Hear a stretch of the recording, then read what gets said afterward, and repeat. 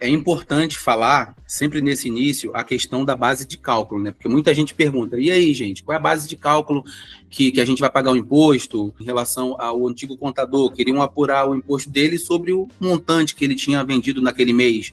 Só que, na verdade, existe uma base legal, que é a Lei das Agências de Viagens. Eu posso falar aqui de duas em específico, que é a 11.771 e a 12.974. A lei, ela traz a seguinte redação. Lá no seu artigo 27 da 11.771, diz o seguinte, que a base de cálculo para fins de apuração do imposto, quem atua dentro desse nicho do turismo, com os quinais ali de agências de viagens, é o valor da intermediação barra comissão. Ah, mas eu emiti um montante de vendas durante o mês de 100 mil reais. Só que o meu lucro, aquilo que entrou em relação, depois que eu paguei os meus fornecedores, depois que eu paguei, depois que eu me autopaguei, que eu vou explicar um pouco mais à frente sobre isso, me sobrou aqui 30 mil. Eu vou apurar um imposto em cima de 100 mil, que foi aquilo tudo que eu passei, eu vou apurar um imposto em cima de 30. Em cima de 30, que a lei diz isso. Só que aí a gente entra num outro problema, que são as prefeituras. Que é, por exemplo, uma prefeitura, ela não libera um campo na nota fiscal chamado deduções. Que aí é que está o problema, tá? Aí é que está o problema. É que quando a prefeitura, ela desengessa a Lei Complementar 116, que é a lei do município, quando ela desengessa isso, ela entende que quando o empreendedor ele tem o CAE, né, que é o Código de Atividade Econômica dentro da prefeitura, ele entende que aquele CAE é de intermediação, é de comissão, é de agenciamento, a prefeitura automaticamente ela já libera um campo de dedução. Por quê? Supondo que o seu cliente final ele te pediu uma nota no valor de 10 mil, só que a sua comissão ela foi de 2 mil. Aí você vai se preocupar, caramba, eu vou emitir a nota aqui no valor de 10 mil, será que eu vou pagar um imposto em cima de 10 mil? Não. Você vai atender a necessidade do seu cliente, tu vai emitir a nota no valor de 10 mil para ele, só que esse campo de dedução ali na nota, você pode usar para expor ali a base de cálculo da nota fiscal. Como assim? Se o seu lucro foi de 2 mil, você vai colocar no campo de dedução 8 mil, porque vai aparecer no campo base de cálculo 2 mil reais. E aí, quando a sua contabilidade levar para apuração, vai haver o confronto do município, da nota fiscal e do PGDAS, que é onde a gente faz a apuração. E vai estar lá 2 mil reais. Não vai estar 10 e não vai estar 2 nenhum, causando ali um conflito, no qual, em alguns casos, geram-se demandas administrativas da prefeitura contra as agências de viagens, querendo reaver bases de cálculos. Você é empresário, não tem que pagar imposto. Na verdade, pessoa física e pessoa jurídica paga imposto de acordo com a sua atividade, né? Então, o que a gente está muito acostumado é pagar em cima do bruto. O questionamento todo que gera dúvida é exatamente sobre a base que vai ser usada para você pagar um imposto em percentual, tá? Muitos são em cima do faturamento, que é aquilo tudo que entra de dinheiro na sua empresa, tudo que você vende. No caso da agência de viagem, assim, empresa de serviço dá uma margem de mais ou menos 50%. A agência de viagem dá de 20% de média. Uma coisa é cobrar aqui 6% em cima de algo que você tem 50%, outra coisa é cobrar 6% em algo em cima que você tem 20%. O impacto é enorme, era a mesma coisa de cobrar quase 18% de imposto, que é loucura. Então, por isso que a gente traz essa discussão. 6% em cima de 100, sendo que você tem 20, é uma super mordida em cima do seu lucro. Então, por isso que gera a discussão, por isso que é um tema em que, né, a gente traz para poder ajudar vocês a entenderem.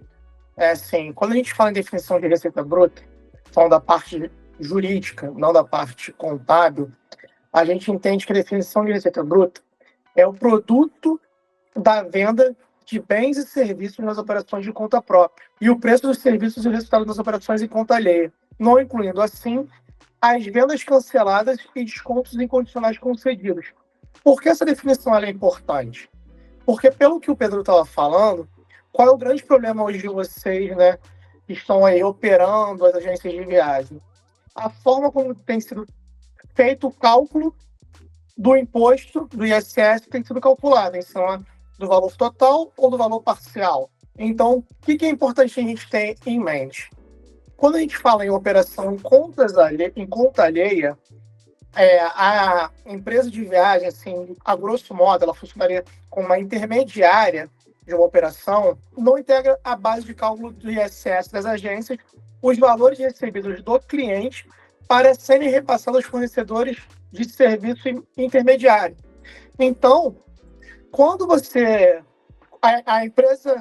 sua empresa, a agência de viagem, recebe um valor só para repassar um intermediário, seja uma operadora de passagens aéreas, seja a pessoa que está fazendo um transporte de algum passageiro lá no destino, isso não integra a base de cálculo da agência de viagem.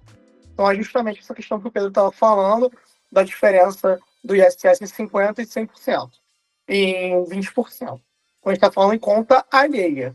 Em conta própria, eu não consigo excluir nada. Então, esse é o grande problema. Às vezes, por uma falta de conhecimento contábil, até jurídico, a agência de viagem acaba por tomar o valor como um todo, receber em conta própria, para depois repassar para terceiros.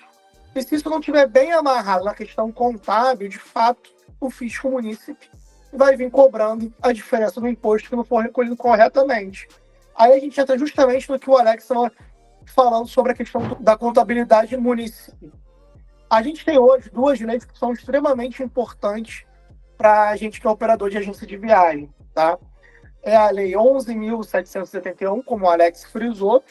O artigo 27, ela traz o que seria o conceito de agência de turismo. E o parágrafo 2º justamente traz o conceito que o Alex trouxe para a gente da intermediação e comissão recebida, como seria a forma de atuação. Além dessa lei, a lei que é aplicada para a gente aqui em agência de turismo, que traz a tabela, é a Lei 4.680, de 65. E justamente o artigo 11 dessa lei, ela traz o que constitui a remuneração das agências de turismo e propaganda. Então, são leis extremamente importantes. Só que qual o grande problema? Quando a gente fala em direito, existe um conceito chamado princípio da especialidade. A lei própria, especial, a lei que é feita para determinado ramo ou atividade, ela se sobrepõe a uma lei geral. E qual o grande problema? Quando a gente está falando em municípios base, grande, âncoras, as procuradoras do município, elas são mais preparadas. São concursos grandes. Então, a gente tem procuradores mais preparados. Em cidades menores, a gente tem um grande problema que, normalmente, essas procuradorias, elas são constituídas por indicações de prefeito, não necessariamente é obrigado a ter um concurso público. Então, às vezes, a gente tem pessoas que não são preparadas. São advogados, mas não são especialistas de matéria tributária. Então, a gente vê alguns absurdos. E é aí que, normalmente, vem essas cobranças de tributos com base na lei de ISS, por exemplo, na lei complementar de ISS, não levando em consideração a lei própria. Então, a gente tem que tomar cuidado, justamente, na questão da operação contábil, como isso tem sido incluído justamente no campo da nota que o Alex falou. E alguns municípios, até por desconhecimento técnico, não apresentam esse campo na própria nota. Aí cabe ao contribuinte, cabe ao contador, de forma técnica, conseguir incluir os tributos e a explicação, talvez, de uma nota de rodapé. Esse regramento dos municípios, né, de como se aplicaria com a base de isenção, o contribuinte, caso seja cobrado de uma forma indevida para corrigir o valor do tributo que não foi recolhido, ele tem todo o direito de impugnar essa cobrança de forma administrativa, tá? Dentro do prazo que é estabelecido pela lei de processo administrativo, não é nem a lei do município, é a lei de processo administrativo, que é uma lei federal também.